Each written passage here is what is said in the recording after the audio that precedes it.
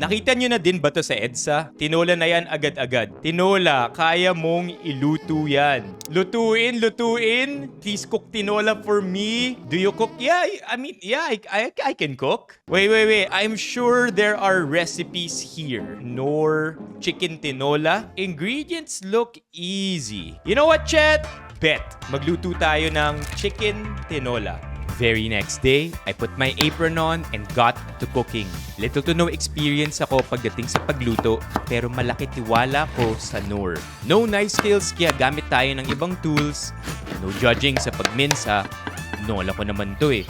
Aray ko, sorry for that, chat. 2 cloves garlic lang daw. So eto, 2 cloves. Huwag daw gawin french fries cut yung sayote. Oops, pati baby tangkay nasama ko ata rito. Grabe, iba pa rin bango ng paggisa. Never gets old. Chicken in? Is this enough water? Tiwala na lang. Buti na lang, may Knorr chicken cubes. Sayote in? Ayan, mukhang luto na siya. Dinamihan ko yung malunggay for extra HP. Nakaka-proud to. Ito pala feeling ng success. This looks, smells, and tastes amazing. TYG sa recipe ng Knorr. Which brings us here. Chat, what do you think? Madali lang pala magluto ng tinolang manok basta Knorr. Kaya mong iluto yan.